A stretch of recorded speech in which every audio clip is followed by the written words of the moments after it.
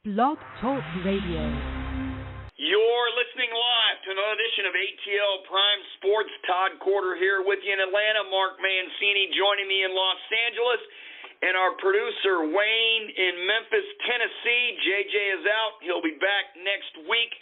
Guys, an interesting week of sports here in Atlanta. Let's talk about the Atlanta Braves. As you know, April 8th, 1974, on yesterday, Hank Aaron hits number 715 to pass Babe Ruth, the all-time home run leader at that time. The Braves are to wear baby blue color uniforms to honor Hank Aaron and Phil Niekro on opening weekend here in Atlanta. So it's an exciting time. You can catch all of us on social media at ATL Prime Sports. You can catch myself at Corder Todd. You can catch Mark at Mancini Sports. And you can catch our producer Wayne at RWY Jr. Guys, good afternoon to you. Let's talk about those Atlanta Braves. They're off to a 2-4 start, but they've been getting, after the 0-4 start, they've been getting key contributions. Yesterday, they got the day before yesterday, they got a contribution from Pablo Sandoval, as they call him the Panda. He has 2 homers on the season, 4 RBIs.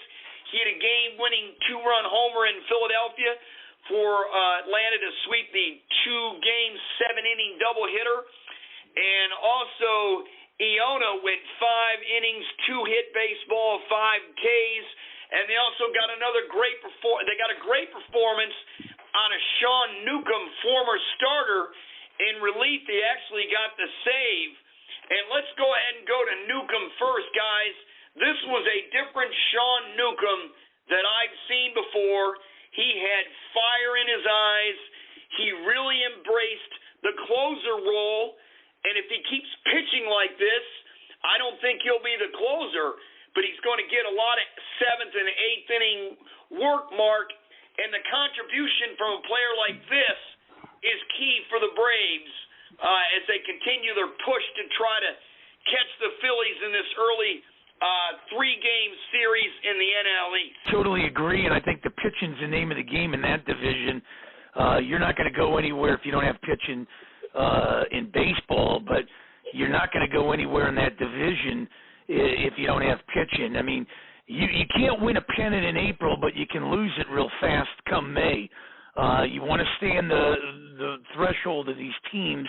It's going to be a bunched-up division. It's going to be like an SEC type of thing, but I really think the Braves need to get guys like Glavine and Maddox lookalikes in there, maybe throw a Smoltz and an Avery and have a Wohlers in that pen, and Sean Newcomb looks like it, so let's get the rest of this team moving in a direction. Philly's coming into town today. You're 3 games back. You know, you want to restore a little order here with the homestand. Right, Wayne. Restore a little order with the home stand, but you know what? Getting a performance from your 5th starter, Enoa, 5 innings, like I mentioned, a 2-hitter, 5 strikeouts, in a game that it wasn't a must game because it's so early in the season, but it's a must get from your 5th starter, knowing you can go to him every 5 days if necessary, because we have a 162-game season or normal baseball season, where last year there was only a 60-game season.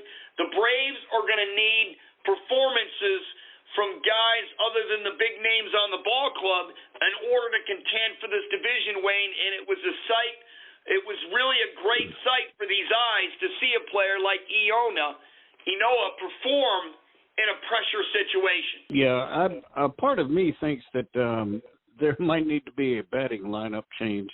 As important as fielding and pitching and everything is, I think getting guys on base is, to me, more important. Well, the hitting is important, and I'm glad you mentioned it, but since we'll go to hitting, we'll stick with it. Pablo Sandoval, the Panda, came off the bench, pitched it, the 2-run homer to win him the game. This guy has been there and done that. He hurt the Detroit Tigers, a 3-homer game in the World Series in 2012, Mark. And this is a guy that, he made the club out of spring training. He had made it last year, but he decided not to play. So getting contributions from Panda, to me, you're going to see the Braves play him some at third, very little at first because of Freddie Freeman. And, he's going to get action mostly off the bench as a pitch hitter. Players like this can win the NL East for you down the stretch. Right. Well, he's drinking from the fountain of youth. I mean, when he was with the Giants and, you saw what he did with Bochy and the gang over there. They were winning championships, and then he went to Boston, and I don't know what he did over there. He must have backed up the Brinks truck and took all the money out of Fenway Park. It was almost like watching that movie with Ben Affleck and everything. Everybody's at the ticket booths and everything, and all the money's going out the back in armored trucks.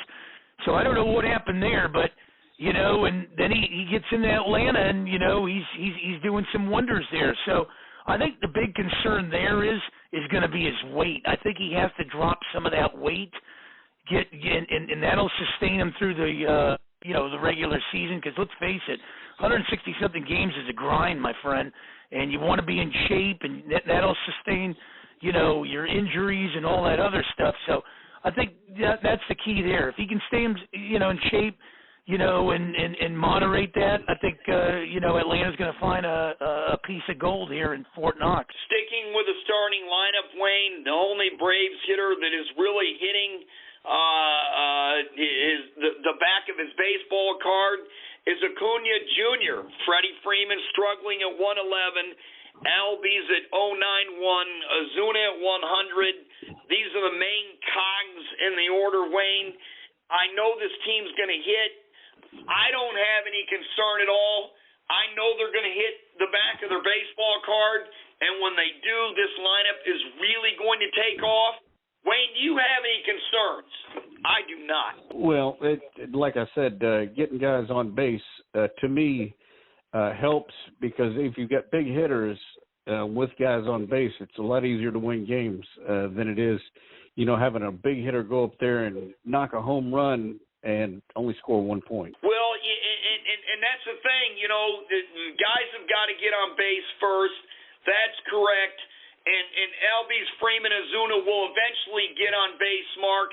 Like I said, I have zero concerns with this lineup. I know they're going to hit. And I know Freeman's going to hit. I know Albies is going to hit. I know Ozuna's going to hit, Mark. And this is a team that will be all right and will contend in the East because they're going to pitch. Well, yeah, that's the big thing. When you look at this division, and we've talked about it before, you and I, Todd, I really like the Washington Nationals. I think, they got the pitching to keep up with the Phillies. They got the pitching to run out there with the Braves. They got the best closer, I think, in the National League in Brad Hand. I saw what he could do in San Diego. I saw what he can do in Cleveland. And then adding John Lester over there and picking up Josh Bell from Pittsburgh. They got the horses that they can run out there and contend with you. So keep your eyes on the Nationals. They're a year and a half removed from winning the World Series. I like the Washington Nationals to win this division, and they got the makeup of it, and they've been there before, and it's going to be tough to dethrone them unless they get an injury type of a season where they lose 2-3 pieces of their pitching staff, or some of their big hitters go down. Look out for the Washington Nationals come October here. Wayne, we mentioned Acuna Jr., the only one really hitting the back of his baseball card. He's already got a couple of stolen bases this season. Ricky Henderson-type player. Can he go 40-40? I think he's got a big shot at it, Wayne. I know you're a fan of his game. You're a fan of the stolen base. You think Kuna can do 40-40? I do, as long as he stays healthy. Well, on the pace he's at now, I don't see why he can't. I don't see there any reason why he can, as long as he can stay healthy. That, to me, is the key. Mark, the Braves are also getting contributions from Josh Tomlin out of the pen and Nate Jones. They pitched that game one of the doubleheader on Wednesday. And, Tomlin threw 2 innings. He got the win. Nate Jones threw an inning. To me, we already know what Will Smith is going to do at the back of the bullpen. They lost Mark Melanson, did the Braves. Getting contributions like this is only going to make the Braves better. I tell you, they can hang their hat on winning a division, coming close to beating the Dodgers. I don't know what happened after, they took a 3-1 lead, but that's why you got to play, 4 out of 7. But you got something to build on. Freddie Freeman had a big year. They're going to have to bring that in, 2 and 4. The season's early. I mean, you're going to have, ups and downs. What you want to have is more ups and downs to have a good year. But, I think the Braves will be there along with the Phillies and Nats battling it out down the stretch for this division. I don't think the Mets are quite there yet, and I think the Marlins, a lot of teams will have figured them out. They're starting out slow right now, and I think they snuck up on some teams last year. Speaking of the Mets, Wayne and Mark, unbelievable yesterday. Michael Conforto decides to slightly stick his elbow pad across home plate. The ball grazes it, and they award the Mets a hit by pitch, and it's a game-winning hit by pitch run for the Mets. Their first since 2011, their third in their history. And I just can't believe that they couldn't get together, the umpires, and find out how obvious this was. And it should have been strike 3, and the game shouldn't have been over. Your thoughts on that, Mark?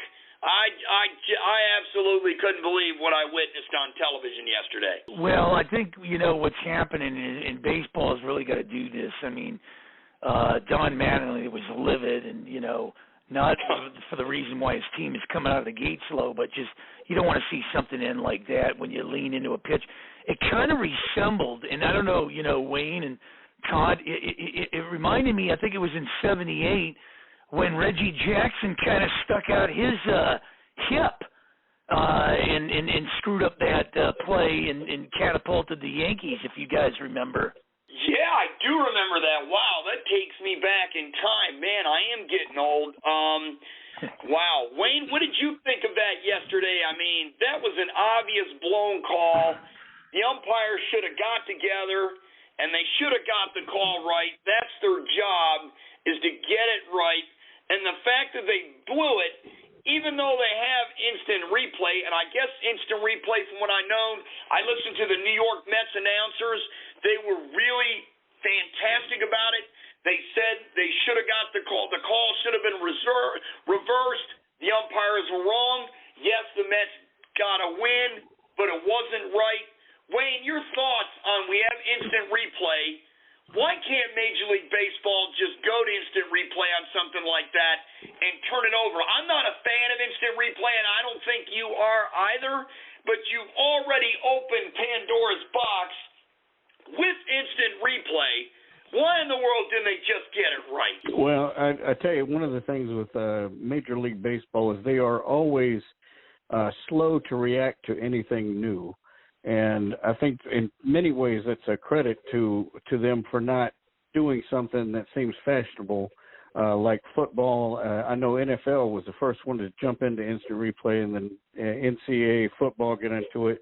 But Major League Baseball is always going to be slow to get into something new like instant replay.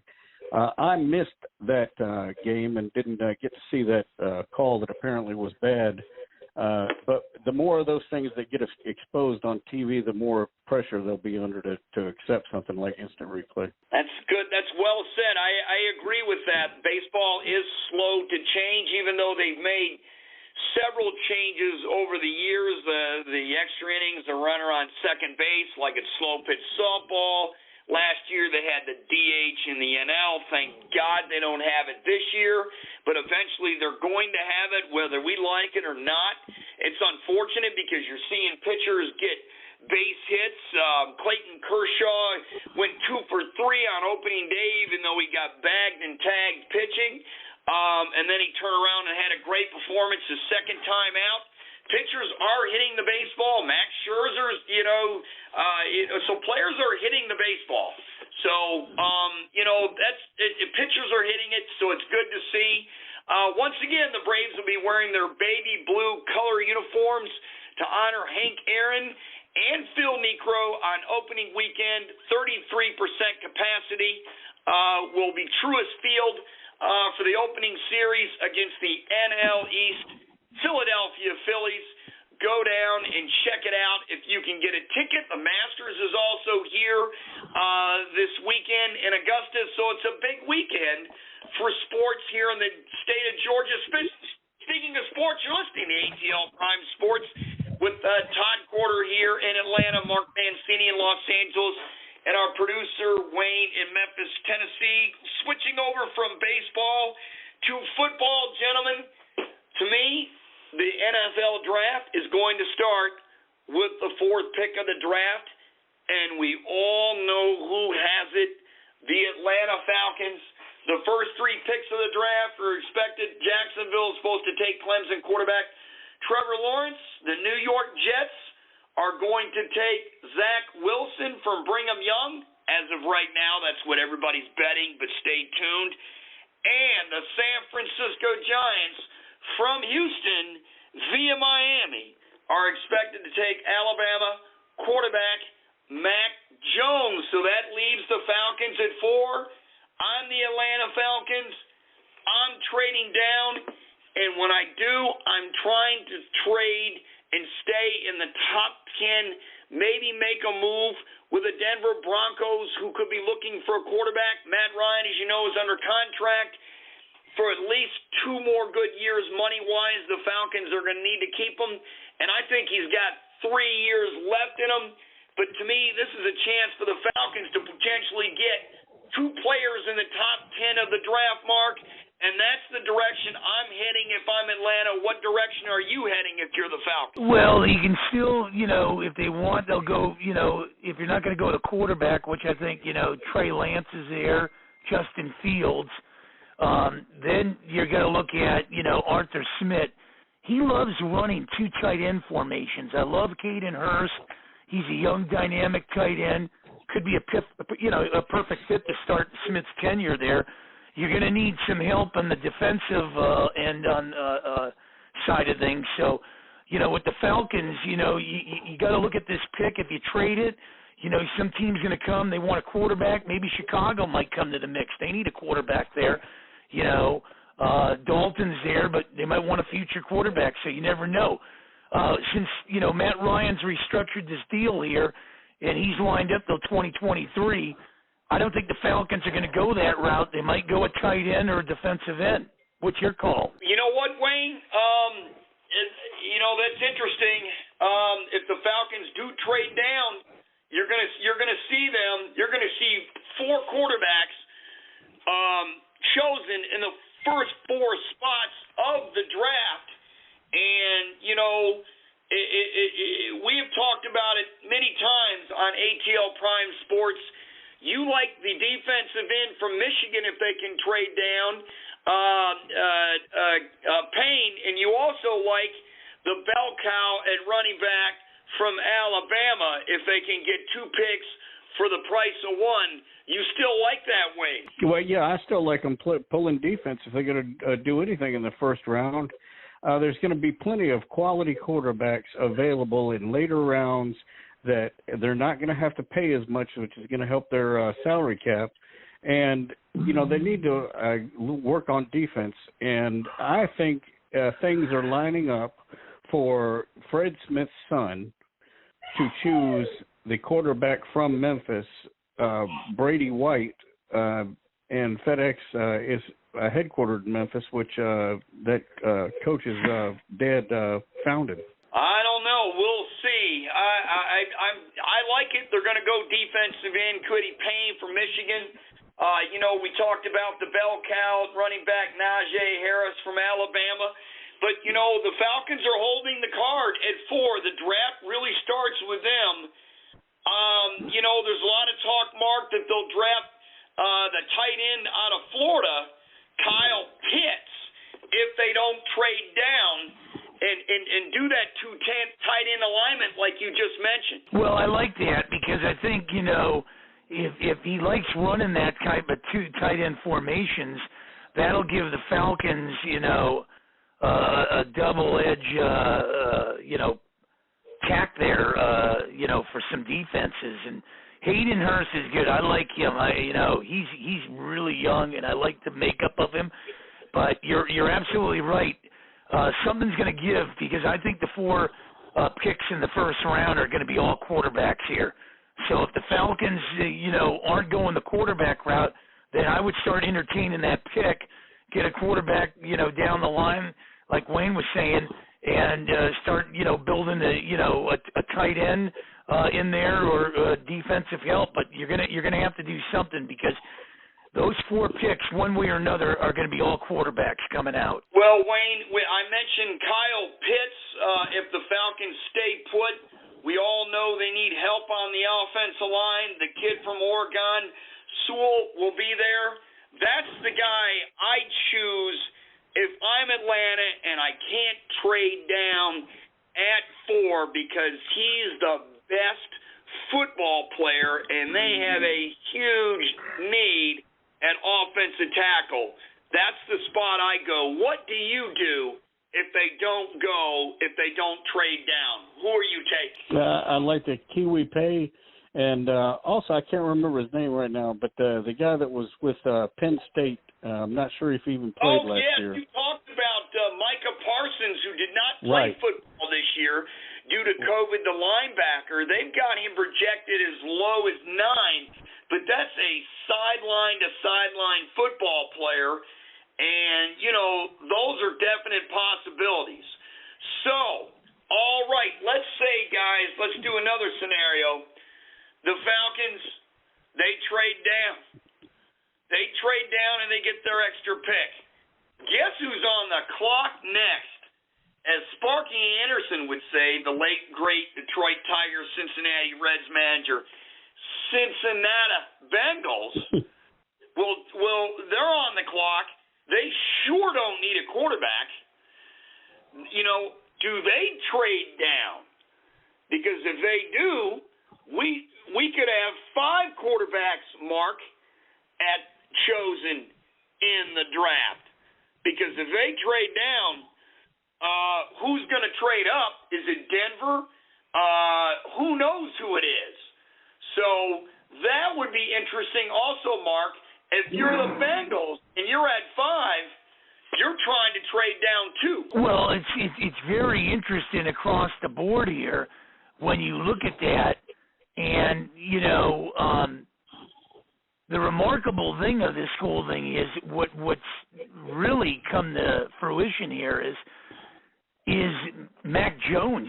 He's kind of moved up here. I mean, we were looking at other quarterbacks here, but his stock has really risen. I thought this guy would fall to New England down the line, but people are looking at Mac Jones, and the other guy that stock has kind of gone down a little, because I thought if the Jets kept Sam Darnold there, Devontae Smith would go there. Then you'd have a real nice receiver with a young quarterback. And his stock, I think, has gone to, down to the Lions pick. So are you guys shocked at that with these 2 Alabama? One's going up, and it seems the other one's been going down. I'm not shocked at all. Zero shocked. Nothing shocks me with the draft. It used to shock me, but the older I get, nothing shocks me. There's a potential trade here for the New England Patriots to move to take the Falcons' number 4 spot and take Ohio State quarterback Justin Fields. Now, a lot of folks here locally, Wayne, and you and I have scratched our heads at this forever. They want the Falcons to take Justin Fields. He's a local guy from Georgia, yada, yada, yada. But to me, you're taking a quarterback, you're setting the franchise back. You're setting the franchise back. That's telling me you're not going to contend now.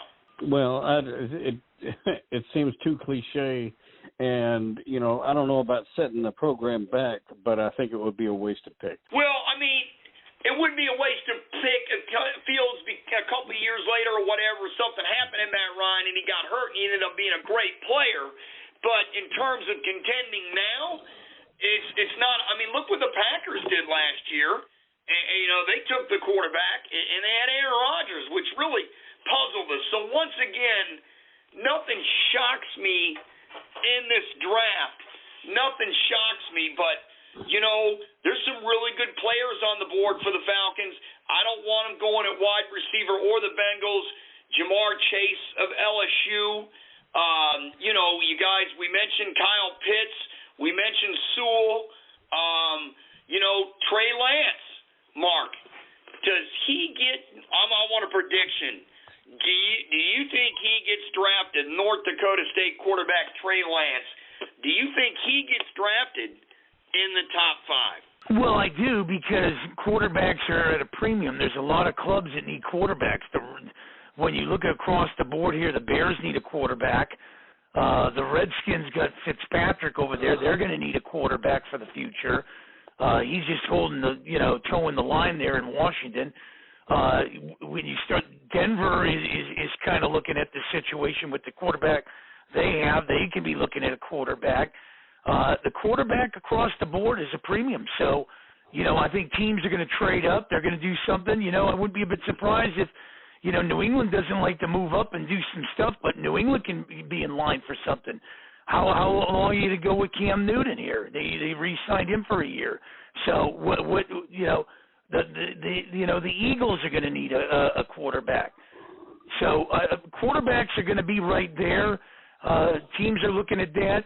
The most important thing is what you were talking about before, offensive line, to really protect the quarterback. But teams are more or less looking for, the 15 minutes of fame. They want to get the quarterback, then they'll worry about everything after a while. That's why when I look at these kind of things is, if you don't have an offensive line and you're just drafting a quarterback, that guy better read the playbook for a year, kind of like John Elway and all those guys did behind Steve DeBerg. Otherwise, you're just throwing him into a lion's den. Speaking of the lion's den, Mark, Joe Burrow, he got hurt last year. The Bengals' offensive line wasn't very good. So, that's the problem with drafting a quarterback. You've got to have guys to protect him up front. At the same time, getting a franchise quarterback. And, Wayne, based on the history of the New England Patriots, I don't see them trading up.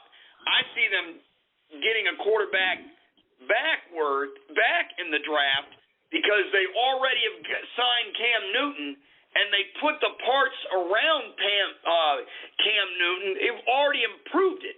So that decision of moving up, I don't see it from New England.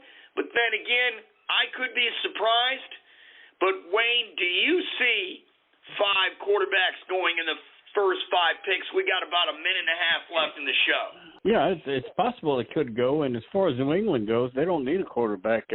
Like you said, they got Cam Newton, and then they got the other guy from Auburn is the second quarterback up there. So I don't see them getting a quarterback at all. Are you saying that sarcastically? Because the other guy from Auburn struggled last year. They do need a quarterback. I know you're being a little sarcastic here, tongue-in-cheek, which I like, actually, as we got about a minute left in the show. So, they're going to draft a quarterback, where they're going to get a quarterback, how they're going to get a quarterback. I have no clue. If I'm betting, it's later than earlier, unless teams fall asleep at the wheel. Guys, this has been a fun show. I've really enjoyed it. I just want to let you know you can get a hold of all of us at ATL Prime Sports. You can get a hold of Mark in Los Angeles at Mancini Sports on Twitter. You can get a hold of our producer, Wayne, who does a great job with the graphics, by the way, at RWY Jr. And you can get a hold of me at Corder Todd, CORDERTODD. Check out our shows. Hit like, hit subscribe. We'll be back on next week with another show. Same time, same place, 1 p.m. Eastern Standard Time. Till then, enjoy the baseball and enjoy your weekend, everybody.